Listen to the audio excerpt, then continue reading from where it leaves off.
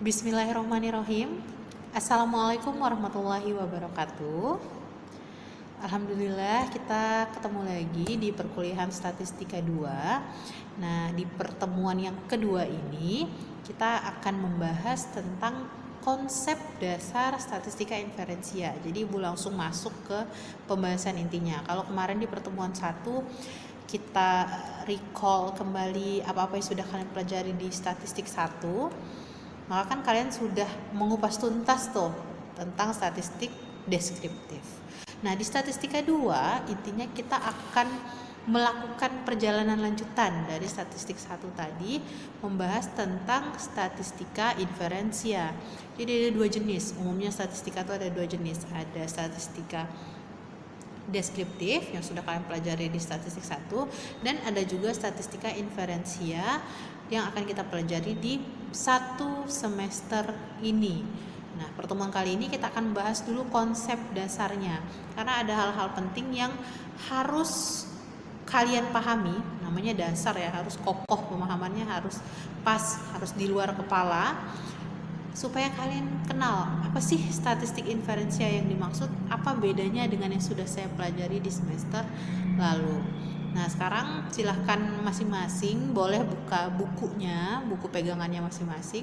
Nah, ini ibu buat slide PowerPoint dan video pembelajaran ini berdasarkan sumber-sumber. Cuman ibu pengennya kan kalian juga, kalian kan sudah punya buku pegangan sendiri. Nah, dibandingkan nanti kira-kira kalau memang ada yang membingungkan akan kita bahas dalam sesi diskusi di pertemuan selanjutnya. Oke? Nah, sekarang langsung masuk saja ke pengertian atau makna dari statistika inferensia itu sendiri. Ini teorinya. Teorinya adalah bagian statistika yang membahas cara melakukan analisis data, itu udah pasti.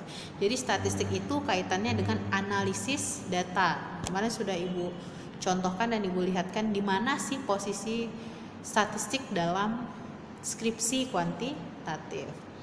Nah, selain untuk melakukan analisis data, juga pada akhirnya untuk menarik ke kesimpulan. Karena di awal kita membuat hipotesis, nanti di akhirnya kita melakukan menarik kesimpulan. Kesimpulan terhadap apa? Data. Data apa? Kuantitatif. Karena statistik ini hanya bisa digunakan atau diaplikasikan dalam penelitian dengan pendekatan kuantitatif. Kesimpulan terhadap data, fenomena atau persoalan yang lebih luas berdasarkan sampel yang diambil dari populasi. Nah, itu ada 3 yang Ibu merahkan. Artinya 3 hal ini merupakan keyword atau kata kunci yang harus dipahami. Apa sih data? Oh, itu udah bahas.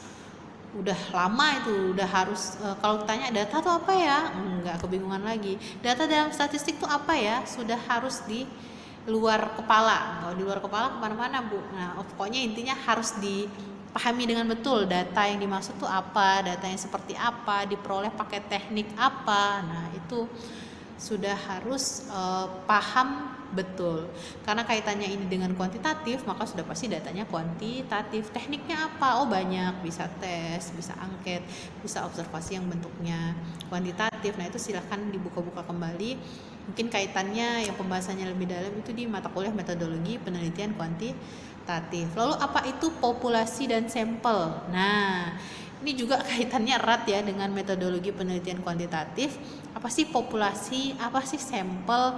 Yang mana yang disebut populasi dan sampel dalam suatu penelitian? Nah, kenapa itu penting dalam statistika inferensia? Nanti akan kalian temukan jawabannya. Makanya harus paham apa itu data, lalu populasi dan sampelnya. Selain itu ada satu lagi. Nah, ini hipotesis. Kenapa? Karena dalam statistika inferensia yang pertama akan kita buat nanti adalah merumuskan hipotesis. Nah, ketika sudah dapat masalahnya, sebelum melakukan uji statistik, kita akan merumuskan atau menyusun hipotesis. Karena kegiatan dalam statistika inferensia ini ada 3. Yang pertama pengujian hipotesis, lalu yang kedua mengestimasi atau menaksir, dan yang ketiga mengambil kesimpulan. Pasti ada kesimpulannya, udah dibuat hipotesis, diuji, lalu kesimpulannya apa? Kesimpulan terhadap penelitian ini apa? Hasilnya apa? Itu pasti harus ketemu. Oke.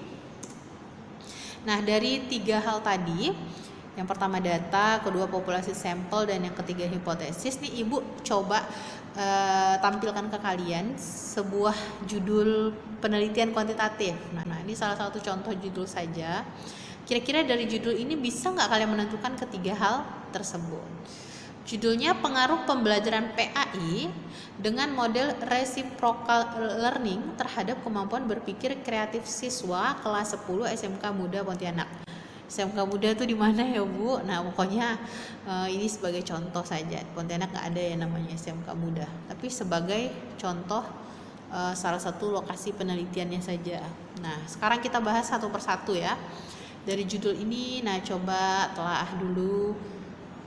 Kalau kita bicara data, kita mau ngambil data apa yang harus kita ambil? Yang mananya? Apakah data siswa kelas 10 SMK Muda Pontianak, ataukah data pembelajaran PAI, ataukah data model reciprocal learning, atau data kemampuan berpikir kreatif? Nah, di situ kan ada dua variabel saja ya, variabel X dan variabel Y-nya. Variabel X-nya apa? Ya bener, pembelajaran PAI.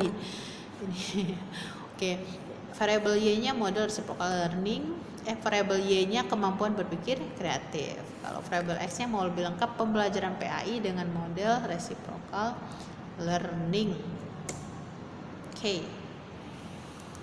Oke, sekarang kita masuk ke pembahasan yang pertama. Apa datanya? Data nih, kalau bicara data luas ya. Karena data saja itu berdasarkan jenis-jenisnya tuh dibagi jadi 3. Data berdasarkan bentuknya, maka ada kuantitatif dan kualitatif. Data yang mau kita hasilkan tentu data kuantitatif karena mau diolah menggunakan statistik. Dari judulnya aja pengaruh X terhadap Y, sudah pasti itu penelitiannya kuantitatif. Lalu kalau berdasarkan skala, masih ingat ya, jenis data berdasarkan skala, NOIR kalau disingkat. Ada skala, ada data nominal, ordinal, interval, rasio. Nah, data mana yang bisa kita gunakan untuk statistika inferensia? Yang nominal kah, ordinal kah, interval kah, rasio? Iya, interval dan rasio. Maka nanti kalau kalian membuat instrumen harus disesuaikan skala yang digunakan supaya ketika uji statistiknya enak. Lalu sumber datanya apakah primer atau langsung diperoleh dari responden atau sampel, atau sekunder diperoleh secara tidak langsung. Nah, yang mana Bu yang mau kita cari datanya? Tentu data dari variabel yang diteliti. Sebenarnya kalau mau lebih pas, harusnya data itu yang mau kita cari kita sesuaikan dengan rumusan masalah. Misalkan setelah membuat latar belakang, kalian menyusun rumusan masalah. Misal ada 3 rumusan masalah. Nah, dari 3 rumusan masalah tersebut, kalian coba menjawab pertanyaan tersebut dengan data apa ya. Nah, dari situ bisa kalian pikirkan yang cocok apa ya. Misal, bagaimana pembelajaran PAI dengan model reciprocal learning. Misal kalian pengen tahu kondisi variabel X di lokasi penelitian. Kira-kira data apa yang cocok? Apakah kalau saya sebarkan angket cocok nggak ya? Nah, begitu. Itu silahkan menjadi pemikiran peneliti sendiri. Itu hak peneliti sendiri untuk menentukan cocoknya pakai data apa ya untuk menjawab pertanyaan penelitian. Tapi kalau dari judul saja kita sudah tahu data yang kita perlukan ada 2 setidaknya 2, yaitu data pada variabel X dan data pada variabel Y.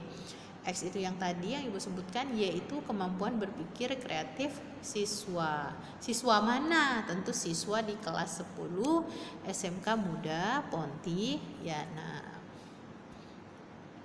Semoga bisa dipahami ya sampai sini.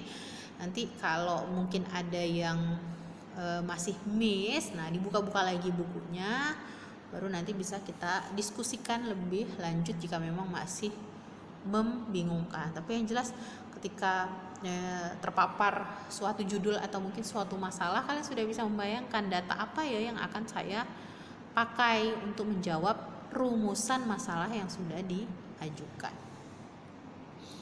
Oke, cukup.